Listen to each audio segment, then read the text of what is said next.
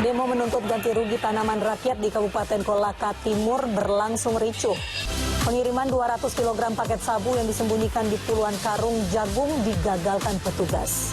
Wakil Wali Kota Palu, Sigit Purnomo atau Pasha Ungu kembali menjadi sorotan lantaran gaya rambutnya. Halo, selamat malam pemirsa. Selain informasi tadi, kami juga akan menyuguhkan informasi lain, diantaranya hanya gara-gara uang Rp10.000, seorang pemuda di Palembang, Sumatera Selatan tega membunuh temannya. Beragam informasi dari mancanegara dan dunia olahraga juga akan kami hadirkan di Ainis Malam bersama saya, Mirfa Suri. Sejumlah mahasiswa berdemo di depan gedung Balai Kota tadi sore. Mereka menuntut penghentian reklamasi Teluk Jakarta. Para pendemo membakar ban di Jalan Medan Merdeka Selatan, tepat di depan gedung Balai Kota Jakarta. Sebagian dari mereka juga tidak menaati protokol kesehatan dengan tidak menjaga jarak dan tidak menggunakan masker. Aksi yang berlangsung kurang lebih 1 jam sempat menimbulkan antrian kendaraan. Para mahasiswa ini tergabung dalam gerakan mahasiswa Jakarta Bersatu. Pemirsa, kami mohon maaf atas kesalahan narasi dan juga gambar sebelumnya. Pemirsa, demo menuntut ganti rugi tanaman rakyat di Kabupaten Kolaka Timur, Sulawesi Tenggara berlangsung ricuh. Kericuhan antara warga dan polisi akibat para demonstran memaksa masuk area pembangunan bendungan. Sementara itu pemirsa, sejumlah mahasiswa berdemo di depan gedung Balai Kota tadi sore. Mereka menuntut penghentian reklamasi Teluk Jakarta. Para pendemo membakar ban di Jalan Medan Merdeka Selatan tepat di depan gedung Balai Kota Jakarta. Sebagian dari mereka juga tidak menaati protokol kesehatan dengan tidak menjaga jarak dan tidak memakai masker. Aksi yang berlangsung kurang lebih 1 jam itu sempat menimbulkan antrian kendaraan. Para mahasiswa tergabung dalam gerakan mahasiswa Jakarta Bersatu dan mereka menyuarakan penolakan terhadap reklamasi di Teluk Jakarta. Ratusan buruh dari sejumlah wilayah di Jawa Timur berunjuk rasa menolak RUU Omnibus Law. Pendemo yang berorasi di depan kantor Gubernur Jalan Pahlawan Surabaya mengaku kecewa karena perwakilan buruh tidak ditemui oleh Gubernur Jawa Timur. Ratusan buruh dari sejumlah daerah di Jawa Timur mendatangi kantor Gubernur Jawa Timur di Jalan Pahlawan Surabaya. Massa berorasi menuntut agar Gubernur Jawa Timur Khofifah Indar Parawansa untuk menolak Omnibus Law diterapkan di Provinsi Jawa Timur jika disahkan. Aksi ini berakhir dengan kekecewaan karena sejumlah perwakilan tidak ditemui oleh gubernur dengan alasan tidak jelas. Aksi buruh kemudian buruh membubarkan diri dengan tertib. Gudang penyimpanan beras dan terigu di Jalan KS Tubun Selipi, Jakarta terbakar. Api juga merembet dan membakar rumah warga. Kapal ikan terbakar di pantai Temkuna, Kabupaten Timur Tengah Utara, Nusa Tenggara Timur. Kencangnya angin membuat kepulan asap hitam membumbung tinggi dari badan kapal yang hangus terbakar. Kepulan asap membumbung tinggi dari sebuah kapal ikan yang terbakar di pantai Temkuna, Kabupaten Timur Tengah Utara, NTT. Seluruh badan kapal hangus terbakar sehingga tidak ada peralatan yang dapat diselamatkan. Kebakaran mengakibatkan pemilik kapal mengalami kerugian hingga Rp500 juta. Polisi masih menyelidiki penyebab pasti kebakaran. Hujan lebat dan angin kencang yang melanda Melaboh, Kabupaten Aceh Barat, Aceh mengakibatkan ruas jalan kota terendam banjir setinggi 50 cm. Sejumlah pohon besar ikut tumbang sehingga akses lintas antar kabupaten dan provinsi Melaboh Medan macet. Gedung Otoritas Jasa Keuangan OJK Jawa Tengah Jalan Kiai Saleh, Semarang, Jawa Tengah roboh sore tadi. Bangunan berusia 120 tahun itu roboh bagian atap beranda depan yang difungsikan sebagai ruangan resepsionis kantor.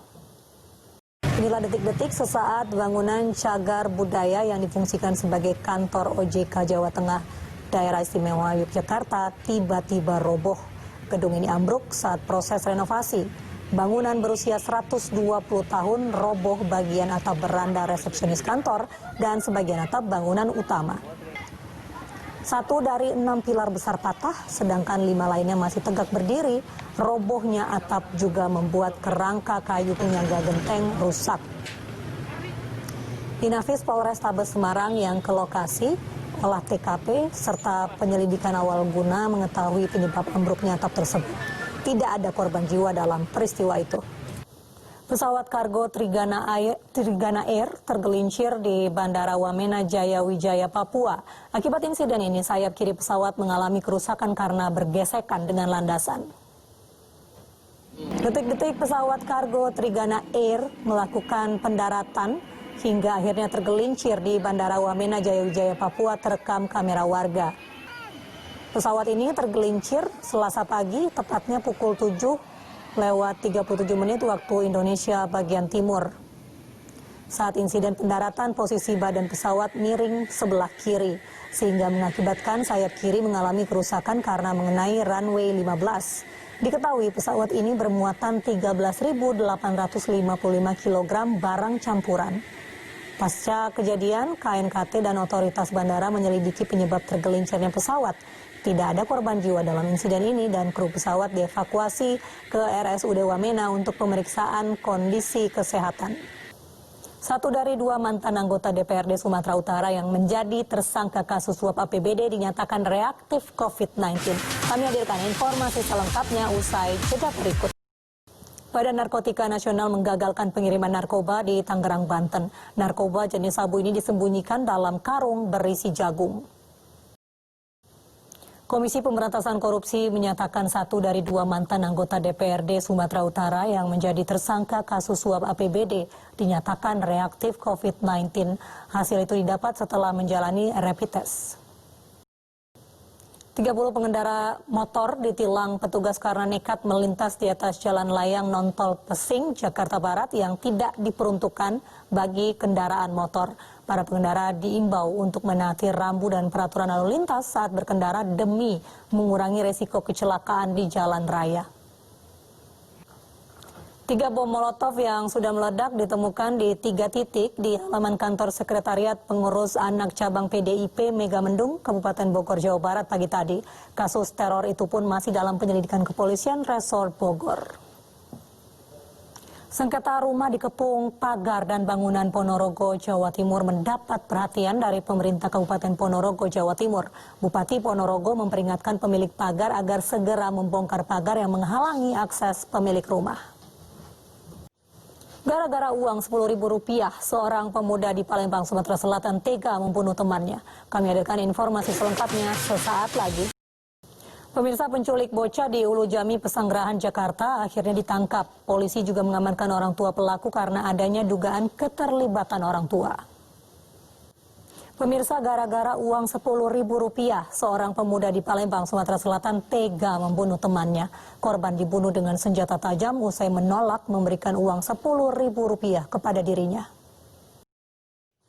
Puluhan warga geruduk Polsek Gelagah, Banyuwangi, Jawa Timur. Kedatangan mereka meminta pembebasan seorang pemuda yang ditahan karena dilaporkan mencuri singkong 20 kg untuk kebutuhan sehari-hari. Pemirsa, 2 jasad penumpang yang ditemukan tewas tanpa busana di Pelabuhan Merak diduga tewas akibat menghirup karbon monoksida. 2 jasad saat ini masih berada di RSUD Derajat Prawira Negara Serang, Banten.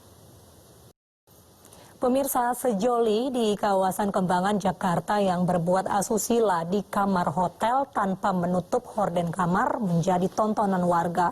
Pasangan bukan suami istri ini diamankan polisi untuk dimintai keterangan, namun tidak ditemukan ada unsur pidana dan langsung diperbolehkan pulang.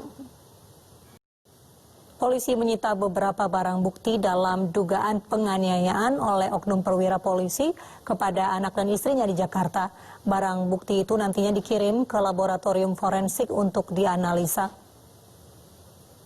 Kejaksaan Agung memeriksa sejumlah pejabat dan pegawai terkait kasus Joko Chandra. Total ada 8 orang di internal kejaksaan yang dimintai keterangan.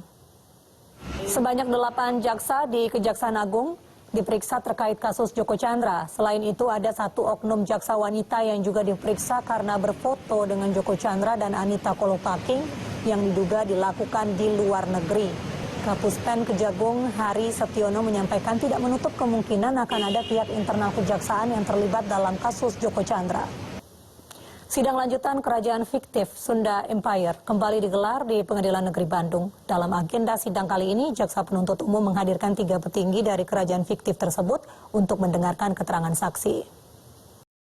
Tiga terdakwa, Rangga Sasana, Nasri Bang, dan Ningrum Ningsih kembali menjalani sidang lanjutan di Pengadilan Negeri Bandung. Dalam persidangan, para saksi mengaku bahwa para terdakwa pernah menunjukkan rekening kerajaan Sunda Empire sebesar 500 juta dolar Amerika Serikat kepada para saksi. Para saksi juga masih mempercayai 15 Agustus mendatang, maksud kami, seluruh negara di dunia akan mendaftar ulang kepada kerajaan Sunda Empire. Ratu Sunda Empire, Ningsih Ningrum, diakui oleh para saksi sebagai keturunan dari Alexander the Great. Calon penantang Gibran, Teguh dari jalur independen, Wagio Wahyono dan FX Suparjo alias Bajo lolos syarat berkas dukungan untuk maju ke Pilkada Surakarta. Selengkapnya sesaat lagi. Pemirsa, Wakil Wali Kota Palu Sigit Purnomo atau Pasha Ungu kembali menjadi sorotan lantaran gaya rambutnya yang dicat pirang. Gaya rambut Pasha itu langsung menuai berbagai reaksi dari warganet. Calon penantang Gibran Teguh dari jalur independen, Bagio Wahyono dan FX Suparjo alias pasangan Bajo lolos syarat berkas dukungan untuk maju ke Pilkada Surakarta. Pasangan Bajo tinggal beberapa langkah lagi akan menjadi lawan Gibran Teguh di Pilkada Surakarta. Gibran Raka Buming Raka mendapat pesaing lain di Pilkada Surakarta 2020. Selain mendapat pesaing dari pasangan Bajo yang maju lewat jalur independen, Gibran juga akan ditantang calon kepala daerah dari Partai Keadilan Sejahtera. Pemirsa, kita ke informasi di mana Masjid Istiqlal memutuskan tetap tidak mengadakan kegiatan apapun saat Hari Raya Idul Adha nanti. Bahkan pembagian daging kurban akan langsung didistribusikan ke masjid-masjid. Pemirsa, jelang Idul Adha, tempat penjualan hewan kurban di Depok, Jawa Barat harus mematuhi protokol kesehatan. Protokol kesehatan dijalankan agar hewan tetap sehat, serta petugas pemotongan hewan terhindar dari COVID-19. Komisi Fatwa Majelis Ulama Indonesia mengeluarkan imbauan resmi soal pelaksanaan ibadah sholat Idul Adha dan juga pelaksanaan kurban pada 1441 Hijriah yang berlangsung di tengah pandemi virus corona. Sekretaris Komisi Fatwa MUI Asrorun Niam mengatakan sholat Idul Adha pada 10 Zulhijjah atau Jumat 31 Juli hukumnya sunnah muakkad. Ia mengimbau untuk daerah yang belum sepenuhnya terkendali harus terus mempertimbangkan kondisi faktual. Sementara di kawasan yang mulai terkendali, maka sholat Idul Adha dapat dilaksanakan dengan menjalankan protokol kesehatan. MUI juga menganjurkan penyembelihan hewan kurban dilakukan di rumah pemotongan hewan dan menghindar dari kerumunan. Persiapan terakhir dilakukan di Masjidil Haram Mekah untuk menyambut jemaah haji yang akan melakukan ibadah. Pada masa pandemi COVID-19 hanya sekitar 1.000 hingga 10.000 jemaah yang diizinkan untuk beribadah haji. Masjidil Haram disterilkan. Selain itu, pemindai termal telah disiapkan untuk memantau para jemaah haji yang akan memasuki areal sekitar Ka'bah dan Masjidil Haram Mekah. Sejumlah petugas membersihkan seluruh bagian Masjidil Haram dengan minyak wangi termasuk Ka'bah. Tahun ini hanya 1.000 hingga 10.000 orang yang diizinkan untuk beribadah haji. Setiap jemaah akan dimasukkan dalam kelompok yang terdiri dari 20 orang dengan seorang pembimbing. Nantinya akan diatur waktu agar para jemaah tidak berjejalan di tempat-tempat suci, diantaranya Masjidil Haram. Saat berada di Padang Arafah, jemaah akan diberi kartu identifikasi berteknologi tinggi untuk memantau para jemaah. Puluhan ASN di Kecamatan Matraman, Jakarta Timur menjalani swab test setelah salah satu pegawai dinyatakan positif COVID-19. Kami hadirkan informasinya usai jeda berikut. Pemirsa, bermain di luar rumah tanpa menggunakan masker, seorang bocah menangis saat terjaring razia kepatuhan di Sawah Besar, Jakarta. Sementara bocah lain yang juga tidak menggunakan masker disanksi dengan menyanyikan lagu Indonesia Raya. Puluhan ASN di Kecamatan Matraman, Jakarta Timur menjalani swab test setelah salah satu pegawai dinyatakan positif COVID-19. Sementara itu kantor Kelurahan Serdang, Kemayoran, Jakarta ditutup setelah lurah dan seorang petugas PPSU terkonfirmasi positif COVID-19. DKI Jakarta terus mencatat penambahan kasus COVID-19 tertinggi di Indonesia. Hari ini pasien positif di DKI Jakarta bertambah 409 kasus. Dengan demikian total kasus positif COVID-19 di ibu kota mencapai 19.995 orang. Kelurahan Pademangan Barat di Kecamatan Pademangan, Jakarta Utara masih menjadi kelurahan dengan kasus COVID-19 tertinggi. Total ada 273 kasus positif, 182 orang sembuh, dan 15 orang meninggal dunia. Kemudian disusul Kelurahan Penjaringan dengan 198 kasus positif, 150 orang sembuh, dan 6 orang meninggal dunia. Kelurahan Sunter Agung di Kecamatan Tanjung Priok hingga hari ini mencatat ada 196 kasus positif COVID-19, 172 orang sembuh dan 11 orang meninggal dunia. Sementara itu di Sunterjaya terdapat 170 pasien positif, 130 pasien sembuh dan 10 pasien meninggal dunia. Dan di Kelurahan Cempaka Putih Barat, Cempaka Putih, Jakarta Pusat hingga hari ini ada 166 kasus positif COVID-19, 70 orang sembuh dan 8 orang meninggal dunia.